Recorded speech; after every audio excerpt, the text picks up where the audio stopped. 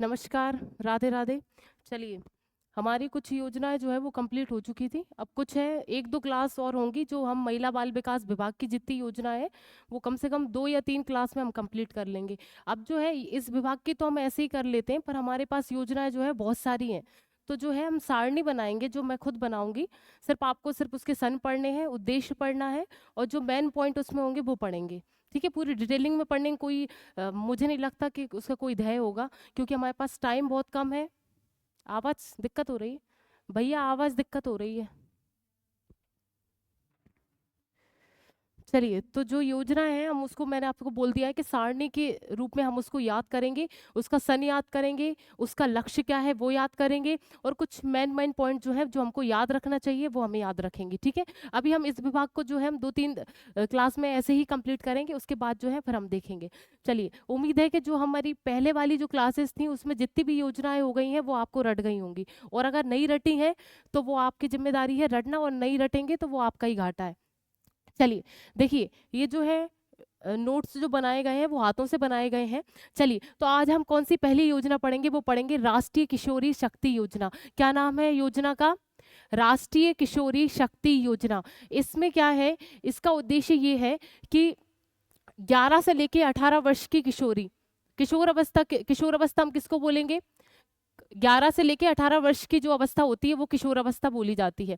अब हम नाम से ही पढ़ रहे हैं कि किशोरी, तो इसमें हम लड़कियों की बात कर रहे हैं, और किशोर अवस्था कितने की है? 11 से लेके 18 तक। तो ये तो नो डाउट है कि हम इसमें कौन कौन सी अवस्था के रखेंगे, 11 से लेके 18 की जो बालिकाएं हैं उनको हम इस योजना के अंतर्गत रखेंगे। इसमें क्या है, ग्राम पंचायत का जो क्षेत्र होता है, एक ग्राम पंचायत के क्षेत्र में हम 18 बालिकाओं को जो है चुनेंगे। उस ग्राम पंचायत में जो है उसमें एक चयन प्रक्रिया के दौरान जो है 18 लड़कियों को चुना जाएगा, और उनको जो है मेंटर्स के द्वारा उनको लीड किया जाएगा, या उनको जो है प्रशिक्षण प्रदान किया जाएगा। कोई भी जो है मेंटर्स तैयार करेंगे, जैसे कितने भी मेंटर्स हुए उनको 3 दिवसीय का जो है प्रशिक्षण दिया जाएगा। 3 दिनों का उन 18 लड़कियों को प्रशिक्षण दिया जाएगा, और जो है 3-3 माह के अंतर्गत जो है उनको ये 3 दिन का प्रशिक्षण प्रदान करेंगे। तो इसमें क्या है, किशोरी के लिए जो है राष्ट्रीय किशोरी बालिका या शक्ति योजना, इसमें जो है 11 से लेके 18, बोलते जाइए, 11 से लेके 18 तक की जो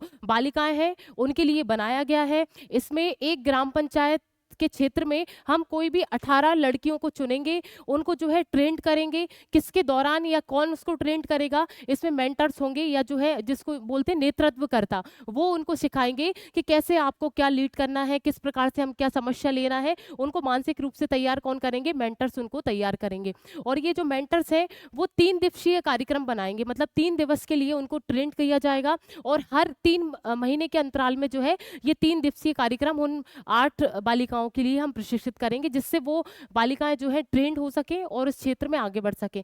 अब इसका उद्देश्य क्या है, हम इनको ट्रेंड क्यों कर रहे हैं? इनको ट्रेंड करने का एक सिंपल सा उद्देश्य है, जब हम किशोरियों को ट्रेंड कर रहे हैं तो आप समझ सकते हैं कि इस वक्त जो है उनके हार्मोनल चेंज कितने होते हैं, उनका पोषण का ध्यान रखना हमें बहुत जरूरी है, उनका स्वास्थ्य का ध्यान हमें बहुत जरूरी है, और वो अपना महत्व समझ सकें। और जो है इस यही वक्त होता है जब हम भविष्य को बना सकते हैं, यही वक्त होता है हम भविष्य को गिरा भी सकते हैं। तो ऑल ओवर क्षेत्र में उनको प्रशिक्षित करना कि आप कैसे आगे बढ़ सकती हैं। अपना उत्पाद, एक शब्द आएगा आपको कि अपना स्वयं का उत्पाद बनाना, मतलब आप खुद क्या नवाचार कर सकती हैं, क्या अपनी जो है वित्तीय, हम माता पिता से पैसे ना लेकर हम खुद भी अपना जो है वित्तीय सहायता खुद को दे सकते हैं। ऐसा प्रशिक्षण जो है इसके दौरान दिया जाता है। मुझे लगता है ये आपको समझ में आ गई होगी। चलिए रिपीट करिए, पहला पॉइंट क्या बोला था, ये किन किन के लिए होगी है? 11 से लेके 18 तक, क्योंकि हमने किशोरी की बात करी है। योजना का नाम एक बार बोलिए, राष्ट्रीय किशोरी शक्ति योजना। तो किशोरी में आ गई 11 से लेके 18 वर्ष की बच्चियों के लिए ये है। अब हमने इसका जो है ये इस कार्यक्रम के अंतर्गत हम कैसे उनको ट्रेंड करेंगे? एक मेंटर होगा जो उनको ट्रेन करेगा। 18, एक ग्राम पंचायत में 18 लड़कियों को चयनित किया जाएगा, उनको 3 दिवसीय प्रशिक्षण में उनको सिखाया जाएगा, और ये प्रशिक्षण जो होगा वो 3-3 महीने के अंतराल में जो है ये 3 दिवसीय प्रशिक्षण हम किसी नेतृत्वकर्ता के द्वारा उसको ट्रेन कराएंगे। और इसका उद्देश्य हमने क्या बताया था कि हम इनको ट्रेन क्यों कर रहे हैं? इनको ट्रेन सिर्फ इसलिए कर रहे हैं कि ये अपना खुद के पोषण का ध्यान रखें, स्वास्थ्य का ध्यान रखें, जो है अपना वित्तीय जो है सहायता खुद कर सकें, ऑल ओवर क्षेत्र में जो है दूसरे की भी हेल्प कर सकें और खुद की भी हेल्प कर सकें, इसका उद्देश्य है। चलिए, तो हम जल्दी से इसको एक बार रीड मार लेते हैं। 11 से लेकर 18 वर्ष की जो किशोरी बालिकाओं हैं उनके लिए ये बनाया गया है। प्रत्येक ग्राम पंचायत में 18 किशोरियों को चयनित किया जाता है। मास्टर ट्रेनर्स के द्वारा 3 दिवसीय प्रशिक्षण हम उनको प्रदान करते हैं और जो है 3-3 माह के अंतराल में ये किया जाता है। ये आप सबको रट गया होगा। यह योजना जो है पहले से संचालित किशोरी बालिका का नया रूप है। जो एक पहले एक योजना चल रही थी उसका नाम क्या है? किशोर बालिका। उसका नया वर्जन कौन-सा है? उसका नाम हमने क्या रखा है? राष्ट्रीय किशोरी शक्ति योजना। इसको आप अच्छे से याद रख सकते हैं। देखिए एक और है एकीकृत बाल विकास सेवा योजना। आप सबको पता होगा जो आंगनबाड़ी में आप बहुत अच्छे से आपको ये पता होगा कि एकीकृत जो बाल विकास सेवा योजना है उसके एक उपघटक के रूप में हम इसको यूज कर रहे हैं। एकीकृत कैसी? जैसे बहुत सारी योजनाएं जो है बाल विकास के अंतर्गत चलाई गई। ये 1975 में चलाई गई योजना है केंद्र सरकार के द्वारा। उसी के एक उपघट के द्वारा जो है हमने राष्ट्रीय किशोरी शक्ति योजना को चलाया है। चलिए ये घटक के रूप में कार्य करेगी। इसका उद्देश्य मैं आपको बता चुकी हूँ। पोषण से संबंधित हो सकता है, स्वास्थ्य से संबंधित हो सकता है, पारिवारिक देखभाल में जो है जागरूकता लाना। देखिए ये परिवार के लिए जैसे किशोर हमें जरूरी है ना, जब हमारे घर में अगर कोई किशोर है या किशोरी है तो हम उन पे ज्यादा ध्यान देते हैं ना। माता पिता जो हुए उन पे ज्यादा ध्यान देंगे तो उस परिप्रेक्ष्य से माता पिता को भी सिखाया जाता है कि आप अगर आपके घर में कोई किशोरी है या किशोर है, मैं किशोर लगा रही हूँ, बाकी हम जानते हैं कि उन ये दोनों ही जेंडरों पे ध्यान देना बहुत अत्यंत आवश्यक है। उनकी दोस्ती कैसी है, वो बाहर कैसे दोस्त वो रखते हैं, किस परिवेश में वो बाहर रह रहे हैं, हम अंदर उनको क्या सिखा रहे हैं। तो ये जो है ध्यान रखना परिवार की भी जिम्मेदारी बनती है, उनको भी बताया जाता है। जीवन कौशल सीखना, जीवन में जो है आप किस किस क्षेत्र में अच्छे हो सकते हैं उसको सीखना। स्कूल वापस जाने की जो है अवसर, स्कूल अगर छोड़ दिया है तो हम स्कूल को हम कैसे रिप्रमोट कर सकते हैं, कैसे बालिकाएं जो है दोबारा स्कूल जा सकती हैं और शिक्षा से जुड़ सकती हैं। उत्पाद सदस्य बनाना जो मैं आपको बता चुकी हूँ। सामाजिक परिवेश की समझ रखना, सामाजिक परिवेश जो है आप पहचान सको कौन व्यक्ति किस परिप्रेक्ष्य से मुझसे बात कर रहा है, उसका उद्देश्य क्या है, आप जो है अमूर्त चिंतन कर सकें, सामने वाले को समझ सकें कि ये क्या कहना चाह रहा है। भले वो ना बोले पर वो आपसे इनडायरेक्टली कोई चीज बोले, उसको समझना, सामाजिक परिप्रेक्ष्य को समझना कि कैसा क्या मुझे किस टाइम में कैसा व्यवहार करना, ये भी सिखाना उनका ही काम है। चलिए तो हम दूसरी योजना, ये तो आप सभी को बहुत अच्छे से पता होगा, मंगल दिवस योजना। कौन सी योजना है? मंगल दिवस योजना। इसके दौरान क्या होता है कि एक महिला जो गर्भवती होती है तो उनकी जो प्रोसेस होती है, जैसे हमारे इधर गोद भराई होती है, ठीक है, गोद भराई हुई, फिर गोद भराई हो गई, फिर वो 6 महीने का हुआ बालक तो अन्नप्राशन होता है, उसको अन्न दिया जाता है। फिर उसके बाद ऐसे ही इसमें जो है एक मंगल, आप नाम सुन रहे, नाम समझ में आ रहा होगा, मंगल दिवस, अच्छा कार्य जो है मंगल दिवस इसमें किया जाता है। पर हम किससे रिलेट कर रहे हैं? गर्भवती महिला से इसको रिलेट कर रहे हैं या उनके बच्चों से हम उनको रिलेट कर रहे हैं। इसमें जो है 4 दिवस मनाए जाते हैं। कौन सा? पहला कौन सा होगा? पहला होगा गोद भराई, फिर दूसरा कौन सा होगा? अन्नप्राशन, फिर होगा जन्म दिवस, फिर होगा किशोरी बालिका दिवस। ये 4 दिवस हम मनाते हैं। अब देखिए गोद भराई से क्या समझ में आ रहा है? गोद भराई से तो कुछ है ही नहीं। ये बस इतना याद रखना है कि ये महीने के प्रथम मंगलवार को मनाया जाता है। कब? गोद भराई दिवस, या हम योजना कब मनाते हैं, इसको हम कब सेलिब्रेट करते हैं? महीने के प्रथम मंगलवार को हम गोद भराई का जो है आयोजन करते हैं। इसमें आंगनबाड़ी में जो है जितनी भी गर्भवती महिला है उनको बुलाया जाता है और जैसे हम गोद भराई के टाइम श्रीफल देते हैं, सिंदूर लगाते हैं, ये सब प्रोग्राम जो है वो होता है। और अगर आप सोचें तो ये कितनी अच्छी चीज है, ठीक है।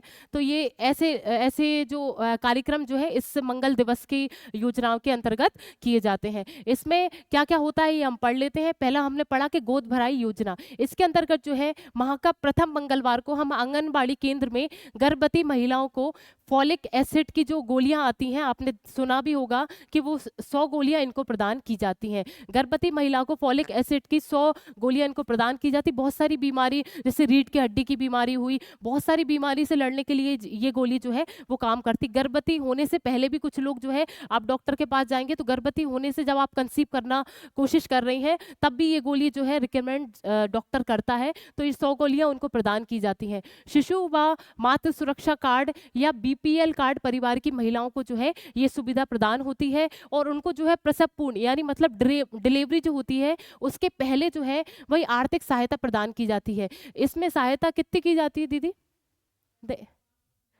नहीं, अच्छा अच्छा अच्छा, वो आपको मिलते हैं क्या? अच्छा, कोई राशि नहीं है? हाँ, ये श्रीफल, श्रीफल से गोद भरते हैं। जैसे गोद भराई में एक प्रक्रिया होती है, हमारे घरों में भी होती है, तो वही प्रक्रिया सिंदूर, चूड़ी, बिंदी, ये इत्यादि ये सब कार्यक्रम होते हैं। पर जो आर्थिक सहायता वैसे देखी जाए तो इसमें है राशि, पर वो शायद पृष्ठभूमि पे नहीं दी जाती। एक बार मुझे कोई बोलो, मुझे बहुत सारी आवाज आ रही। हाँ हाँ, उसमें उसमें मिलते हैं, उसमें मिलते हैं, इसमें नहीं मिलते ना। चलिए, इसमें नहीं मिलते। ये जो मंगल दिवस की योजनाएं हम पढ़ रहे हैं, उसमें ये रुपए नहीं मिलते हैं। बाकी हाँ, तो इनको मिलते हैं, सही है। जो कार्यकर्ताएं होती हैं उनको उनको ये रुपए प्रदान किए जाते हैं। और वो क्यों प्रदान किए जाते हैं? क्योंकि ये भी तो देना है, श्रीफल, सिंदूर। तो ये जो खर्चा दिया जाता है वो कार्यकर्ता को दिया जाता है। इसमें कोई प्रावधान नहीं है कि आप उनको जो है सहायता प्रदान करें, तो आप इसको काट सकती हैं। चलिए, गर्भावस्था में उचित आहार और देखभाल से संबंधित जानकारी भी उनको दी जाती है कि आपको गर्भावस्था के दौरान जो है आपको क्या क्या ध्यान रखना है, कब क्या कैसा क्या करना है, खाने पीने का ध्यान, सब जो है वो जानकारी आपको वहां पर मिलेगी। चलिए, तो अब हमने अगला कार्यक्रम क्या देखा? अगले कार्यक्रम में जो है जब बच्चा हो जाता है, डिलीवरी हो जाती है और वो 6 महीने का हो जाता है, तब हम ये एक योजना बनाते हैं, या हम एक इसको हम बोल सकते हैं मंगल जो कार्य है वो करते हैं, वो है अन्नप्राशन। क्या है? अन्नप्राशन। जब 6 महीने का बच्चा हो जाता है तो उसको अन्न की जो है पहला दाना देते हैं। उसके लिए हमने आंगनबाड़ी में जो है एक ये बहुत अच्छा कार्यक्रम चलाया है, उसको हम देखते हैं। ये द्वितीय मंगलवार को होता है। माह के प्रथम मंगलवार को हमने क्या कर लिया? गोद भराई। और ये माह के द्वितीय मंगलवार को हम जो है अन्नप्राशन का प्रोग्राम रखते हैं। 6 माह पूर्ण करने वाले बच्चों को प्रथम बार ऊपरी आहार देने के लिए ये जो है आयोजन किया जाता है। इसमें हम सगुन के रूप में क्या देते हैं? कटोरी, चम्मच प्रतीक रूप से जो है ये दी जाती है। ऊपरी आहार से संबंध जो है जानकारी इसमें प्रदान की जाती है। तो हमको कितना सा याद रखना है कि महीने के प्रथम मंगलवार को हम गोद भराई का कार्यक्रम रखेंगे। महीने के द्वितीय मंगलवार को हम जो है अन्नप्राशन का प्रोग्राम रखेंगे।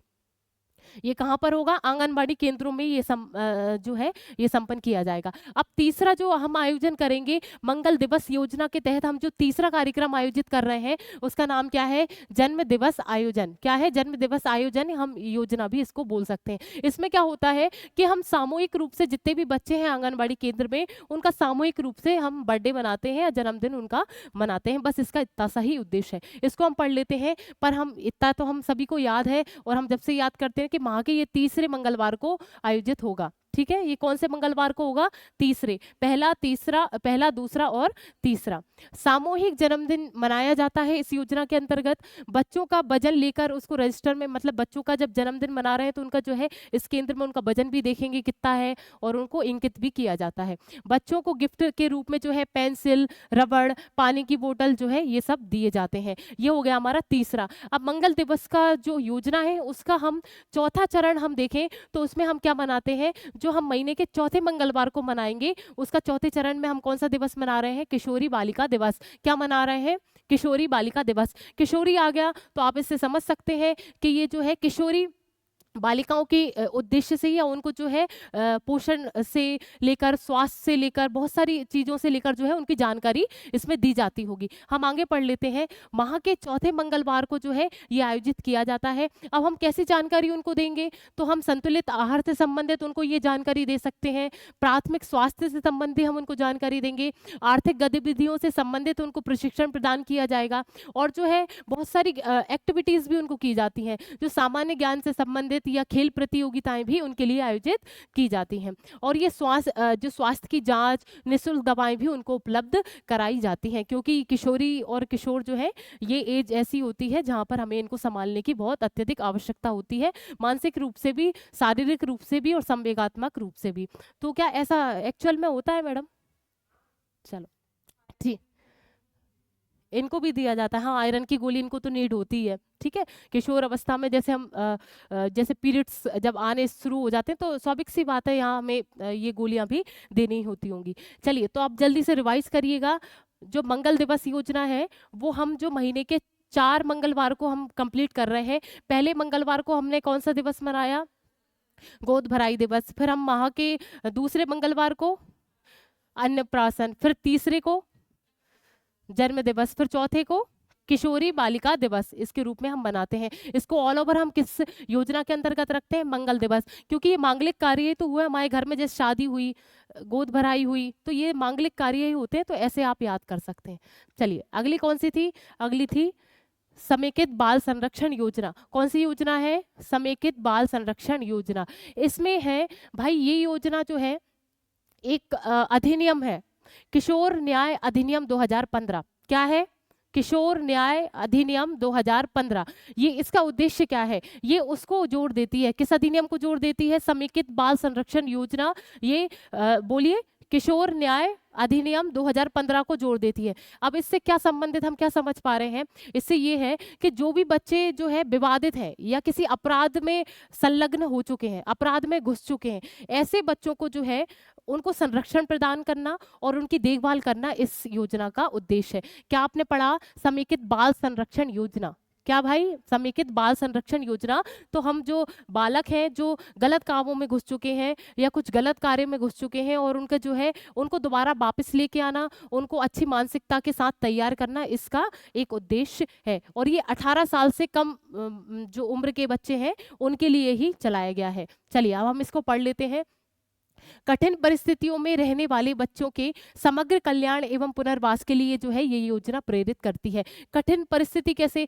कोई गरीब बहुत हो सकता है, जो है कोई सिंगल पेरेंट्स भी हो सकते हैं, जैसे अगर पिता नहीं है तो माता के लिए ऐसी कठिन परिस्थिति में रह रहे हैं, या जो है उससे जबरदस्ती कोई मतलब कारखाने में लगाया हुआ है, उसको ना चाहते हुए भी काम करना पड़ रहा है। और छोटे छोटे बच्चे आपने देखा होगा हम्बाली करते हुए स्टेशनों पर भी दिखेंगे। ऐसे बच्चों के लिए, मतलब कठिन परिस्थिति में रहने वाले बच्चों के लिए जो है उनके कल्याण के लिए ये समेकित बाल संरक्षण योजना चलाई गई है। ये जो है किशोर न्याय अधिनियम 2015 को प्रभावी बनाने का काम करती है। ये 2015 में वो अधिनियम लागू हुआ था, नहीं सॉरी, घोषणा हुई थी, पर लागू जो है 2016 में हुआ था। इसको आप याद रख लेना। चलिए देखिए, मैंने बताया था ना किशोर न्याय, और जिसको हम बोलेंगे बालकों की देखरेख और संरक्षण, वो वाला अधिनियम जो है 2015 में, पर इसको जो लागू किया था 2016 में इसको लागू किया था। 18 वर्ष से कम आयु के विधि विरोधी कार्यों में संलिप्त बालकों तथा देखरेख और संरक्षण के लिए जरूरतमंद बालकों को संरक्षण एवं भरण पोषण, शिक्षण, प्रशिक्षण एवं व्यावसायिक एवं पारिवारिक पुनर्वास इसका मुख्य उद्देश्य है, जो मैं आपको बता चुकी हूँ। 18 साल से कम होने चाहिए। इन सब चीज़ों में अगर संलिग्ध है तो उनको बाहर निकालना, उनको एक निवास प्रदान करना, उनकी मानसिक स्थिति सही करना, और ये सब जो है एक ऑल ओवर उद्देश्य लेकर ये योजना चलती है। अब क्या है, बालकों के प्रकरण में निराकरण हेतु देखिए कुछ गृह, बहुत सारे इसमें गृह थे जो मुझे नहीं लगता याद करने, बहुत सारे गृह थे, अलग अलग गृह बनाए गए, वो हमको याद करने की आवश्यकता नहीं। सिर्फ हमको इतनी याद करने की आवश्यकता है कि इसमें जो ये जो बालकों के जो भी विवाद होता है उसके निराकरण के लिए जिस गृह में हम उनको रोक सकते हैं, उनके लिए सरकार ने देखिए 51 किशोर न्याय बोर्ड बनाए हैं।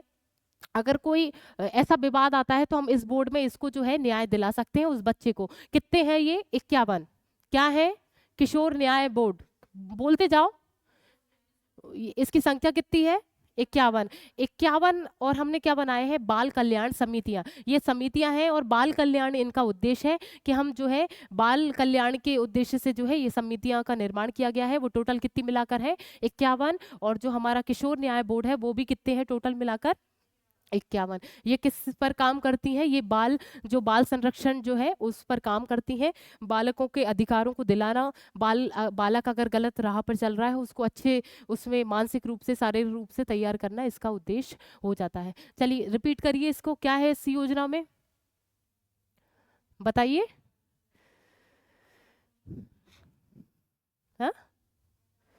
हाँ, 18 वर्ष से कम के बच्चों के लिए ये बनाई गई है। और जो भी अगर किसी भी अपराध में चला गया है व्यक्ति, सॉरी बच्चा, और अगर वो गलत काम कर रहा है, कोई भी उससे हम्बाली कराई जा रही है, या उसको मतलब मजबूरन वो काम कर रहा है, उसको किसी घर में कुछ भी काम में लगा लिए, ऐसे बच्चों के लिए उसके कल्याण कार्य के लिए ये योजना काम करती है। किस कानून पर, किस अधिनियम पर ये काम करती है?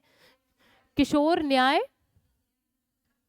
15। और ये लागू कब हुआ था? 2016 को। देखिए इसके लिए देखिए ये हर जिले में ये जो है ये योजना चलाई जा रही है। इसको हर जिले में जो है कौन नियंत्रित करता है? ये नियंत्रित करता है जिला बाल संरक्षण समितियां। हर जिले में ये समितियां होती हैं और इस योजना का जो है सही क्रियान्वयन हो रहा है कि नहीं, इन समितियों की जिम्मेदारी होती है। चलिए इसमें लाभार्थी कौन कौन है इसमें हम देख लेते हैं, कौन कौन इस योजना का लाभ लेता है। विधि जो विधि विवादित, अगर विधि के नियम के अनुरूप नहीं चल रहा है, अलग तरीके से अगर उसको काम कराया जा रहा है तो उसको ये लाभ मिलेगा। जिसके पास आश्रय नहीं है उसको मिलेगा, बेसहारा है या गुमशुदा है, भीख मांगने वाले बच्चे हैं, सड़क पर निवास करने वाले बच्चे हैं या कचरा बीनने वाले बच्चे हैं, ऐसे बच्चों के लिए जो है समेकित बाल संरक्षण योजना जो है सरकार के द्वारा लाई गई और ये बहुत सराहनीय योजना है। इसको जो है नियंत्रित करने का कार्य कौन करती है? जिला बाल संरक्षण योजना, क्योंकि वो हर जिले में योजना चलेगी तो उसका हर जिले में उसका एक केंद्र भी होना चाहिए। अब ये जो है अगली योजना क्या है? अगली योजना है पुनर्वास और सामाजिक पुनर्एकीकरण योजना। नाम बोलिए क्या है? पुनर्वास एवं सामाजिक पुनः एकीकरण योजना। इसमें क्या होता है? इसमें ये है कि अगर कोई बच्चा है उसका हम भरण पोषण कैसे कर सकते हैं, उसका जो है हम उसका निवास हम कैसे अगर किसी के पास निवास नहीं है हम उसको कैसे निवास उपलब्ध करा सकते हैं। और एक वर्ड आपने यहाँ देखा होगा, सामाजिक पुनः एकीकरण, समाज से हम कैसे उसको जोड़ सकते हैं, इसका ये उद्देश्य है। देखिए ये कुछ चरणों में होती है। पहला हम इसको हम कैसे हम निवारण कर सकते हैं, पहला हम पढ़ सकते हैं दत्तक ग्रहण योजना, मतलब किसी बच्चे को गोद लेना। पहला पॉइंट क्या है इसका? दत्तक ग्रहण योजना, जिसको हम बोलेंगे किसी बच्चे को गोद लेना। देखिए हम उसको समाज से कैसे जोड़ सकते हैं, अगर जिसके पास पेरेंट्स नहीं है तो हम उसको कोई अगर गोद ले रहा है तो वो दोबारा समाज से जुड़ गया, उसको शिक्षा भी मिल जाएगी, पोषण भी मिल जाएगा, समाज भी मिलेगा, हर तरीका उसका विकास होगा। तो हम ये जो है एक पॉइंट क्या हो गया उसका, गोद लेना, या फिर हम उसको दूसरे लैंग्वेज में क्या बोल सकते हैं, दत्तक ग्रहण योजना। उसका हर प्रकार का जो है विकास संभव हो जाएगा इस योजना के तहत। इसी का हम दूसरा पॉइंट देखेंगे, पोषण देखरेख योजना, जिसको हम शॉर्ट में बोलेंगे फोस्टर केयर। क्या है? Foster care. इसको हम हिंदी में क्या बोलेंगे? पोषण देखरेख योजना। इसमें क्या है, अगर कोई बच्चा जो है किसी भी, क्योंकि देखो गोद लेने के लिए बहुत सारे नियम भी चाहिए, बहुत सारी कुछ जो है नियम उसको टिक आपको पास होना चाहिए, तब आप उसको गोद ले सकते हैं। अगर किसी भी कंडीशन से किसी बच्चे को गोद नहीं लिया जा सकता तो इस कंडीशन में जो है उस बच्चे का पालन पोषण जो है सामने वाला व्यक्ति जो है इच्छुक होकर के हम इसका पालन पोषण करेंगे, भले वो अपने ही घर में रहे या हमारे घर में रहे, पर हम उसको गोद नहीं ले सकते क्योंकि कोई भी कंडीशन हो सकती है। तो वो आर्थिक सहायता जो है इसमें प्रदान की जाती है। कोई भी इच्छुक दंपति हो सकता है कि हम इस बच्चे की जो है देखरेख हम करेंगे, तो उसको जो है हम क्या बोलेंगे, फोस्टर केयर। इसको याद रखें, भले आप एक वजह इसको भूल सकते हैं पर हम इंग्लिश में जरूर याद रखेंगे। क्या नाम है इसका? Foster care. जो पेरेंट्स होते हैं जो बच्चों की देखभाल करने के लिए इच्छुक होते हैं, हम उनको क्या बोलेंगे? Foster parents. और जो चाइल्ड होता है जिसकी हम देखभाल करेंगे उसको हम क्या बोलते हैं? Foster child. ठीक है, इसको अच्छे से याद रखें। अब हम इसमें कौन कौन से बच्चे आ सकते हैं, कितने माह के देख लेते हैं हम। ये 4 माह से भाई जो है 5 वर्ष की अवधि तक जो है हम उसको इस योजना के अंतर्गत या जो है इन पेरेंट्सों के द्वारा आर्थिक सहायता 5 वर्ष तक ही दी जा सकती है। इससे ऊपर जो है हम उनको ये योजना के अंतर्गत इनमें नहीं रख सकते। तो पहला पॉइंट आपने देखा, हमने योजना कौन सी पढ़ रहे हैं? पुनर्वास एवं सामाजिक पुनः एकीकरण। हम उनको दूसरा निवास कैसे प्रदान कर सकते हैं या उनको समाज से हम कैसे जोड़ सकते हैं। तो इसमें हमने अभी तक 2 पॉइंट पढ़ लिए हैं। या तो हम उसको गोद दिला सकते हैं, कोई उसको गोद ले ले, या फिर हम दूसरा पॉइंट ये देख रहे हैं कोई उसका भरण पोषण वो कोई दूसरा कर ले। अब हम तीसरा पॉइंट क्या देखेंगे? तीसरा पॉइंट ये है कि हम जो है इसको हम बोलेंगे स्पॉन्सरशिप। क्या है? स्पॉन्सरशिप। हम इसको हिंदी में बोलेंगे प्रवर्तकर्ता योजना। इसको भले भूल सकते हैं, मैं बार बार बोल रही हूँ, क्वेश्चन हमेशा इस वाली चीज से आते हैं। इसका नाम क्या है?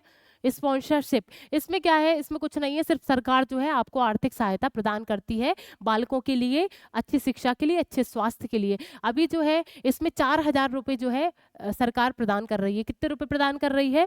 4,000। किस योजना के अंतर्गत?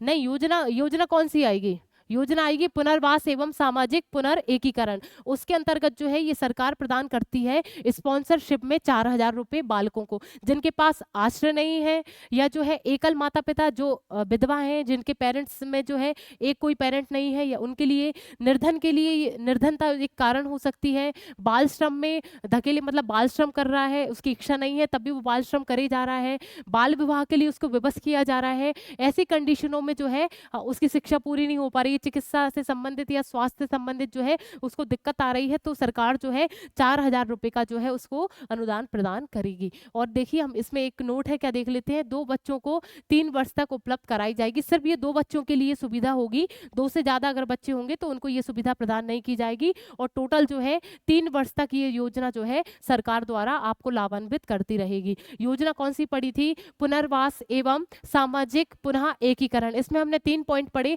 कि हम कैसे, इसका उद्देश्य ये था कि हम समाज से उस बालक को कैसे जोड़ सकें दोबारा, या फिर हम उसको जो है नया आवास कैसे उपलब्ध करा सकें। तो हमने इसके 3 पॉइंट पढ़ लिए हैं कि आप तो हमने गोद ले लिया किसी को, तो गोद ले लिया तो उसको सामाजिक शिक्षा से संबंधित सर्वांगीण विकास उसका हो जाएगा। दूसरा पॉइंट हमने पढ़ा था पोषण देखरेख, या हम उसको क्या बोलते हैं, फॉस्टर केयर। उसमें जो है फॉस्टर पेरेंट्स अगर आपको मिल गए हैं तो आप फॉस्टर चाइल्ड बन के उसकी जो है इसकी प्रक्रिया चलती जाएगी। अगला पॉइंट हमने ये पढ़ा था वो लास्ट था स्पॉन्सरशिप। स्पॉन्सरशिप यानी क्या, सरकार द्वारा जो है 4,000 रुपये अभी वर्तमान में उस बच्चे के लिए प्रदान किए जा रहे हैं जिसके पास गरीबी स्थिति है, सिंगल पेरेंट्स हैं, या उसको फालतू कारखानों में काम कराया जा रहा है, या फिर जो है उसको बाल विवाह के लिए प्रोत्साहन दिया जा रहा है। इस कंडीशन में सरकार उसकी मदद जरूर करेगी। तो ये जो योजनाएं हैं आपको अच्छे से आ गई होंगी, याद भी हो गई होंगी। अब जो है कल से मैं आपको चार्ट के साथ पढ़ाऊंगी और हम कोशिश करेंगे 1-2 दिन में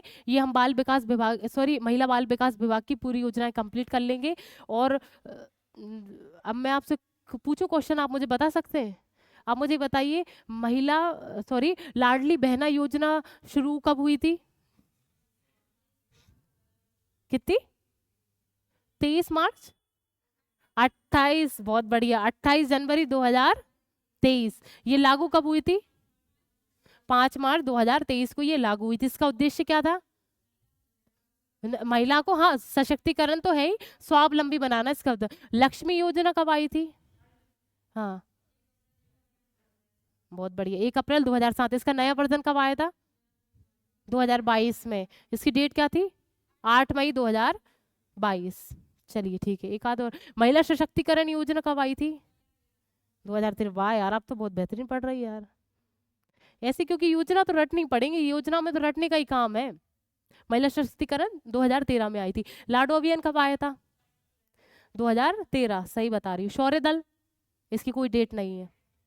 चलो बहुत बढ़िया। और ये और बता दो, बाल संरक्षण गृह में क्या था? इसमें 3 केंद्र क्या हुआ? हाँ हाँ, 30 बच्चे रख सकते हैं। और इसमें केंद्र थे ना, उज्जैन, सिवनी, हाँ सीधी, ये केंद्र थे। ठीक है, और बस इसमें कुछ ज्यादा तो था ही नहीं। और जो है एक बार आपने पढ़ लिया ना तो एक बार उसको रिवाइज करते जाओ, इसमें कोई घबराने वाली बात नहीं, याद तो हो ही जाती है। ठीक है, चलिए अब मैं आगे और योजना कराऊंगी, आप भी अपने सहयोग से खुद भी अपना सहयोग करें और पढ़ते रहें। ठीक है, चलिए, राधे राधे।